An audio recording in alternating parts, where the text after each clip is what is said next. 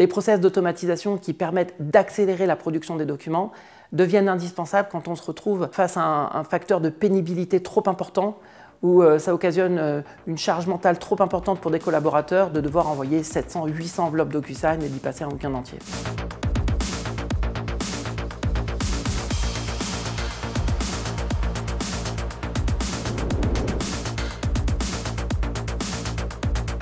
Un closing, pour faire simple, c'est la phase finale d'une opération juridique. L'opération juridique, elle a une très grande phase, une phase assez longue, qui est une phase de négociation et de rédaction. Et quand les documents sont prêts, il faut passer à la phase de signature.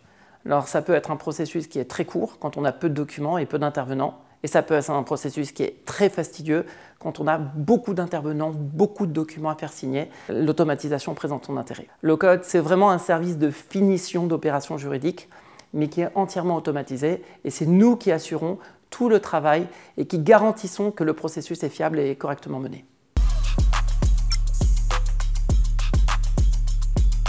Alors j'ai créé Low-code un peu par nécessité. Je me suis retrouvé confronté à la difficulté pour certains de mes clients de pouvoir déployer des closings XXL, comme par exemple déployer des plans d'options pour des centaines de salariés dans plusieurs pays. Et il fallait trouver un moyen d'automatiser cela. Je me suis formé, j'ai passé beaucoup de temps à me spécialiser sur les outils low-code et les outils d'automatisation. Et je suis finalement parvenu à automatiser l'ensemble de cette chaîne. Et j'ai été de plus en plus sollicité pour le faire, pour des sociétés, pour des cabinets d'avocats. Et l'activité a pris de l'ampleur et j'ai amélioré le processus et donc j'ai décidé d'en faire une activité à part entière. Alors, c'est un phénomène qui est à la fois incontournable, mais qui met un certain temps à se mettre en place pour une raison très simple. C'est que le métier d'avocat, c'est un métier qui est basé sur un modèle économique qui est celui du temps passé. Et donc, il n'y a pas vraiment d'intérêt pour un avocat qui facture son temps de travailler plus vite. Alors, les process d'automatisation qui permettent d'accélérer la production des documents deviennent indispensables quand on se retrouve face à un facteur de pénibilité trop important où ça occasionne une charge mentale trop importante pour des collaborateurs de devoir envoyer 700, 800 enveloppes DocuSign et d'y passer un week-end entier.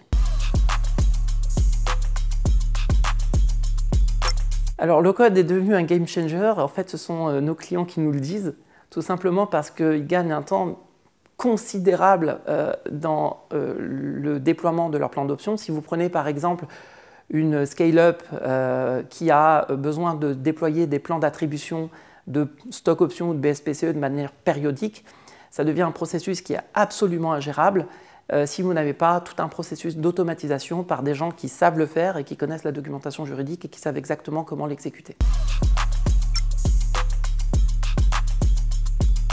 On n'est qu'au début de l'automatisation des processus juridiques, ça intéresse beaucoup de monde. Je pense qu'en fait, le monde des solutions low-code va considérablement changer la donne. Il y a des processus qui deviennent de plus en plus accessibles, la technologie se démocratise, on n'a plus besoin d'avoir des équipes de développement, mais ça reste encore des processus qui sont assez techniques, assez sensibles, donc qui nécessitent une expertise.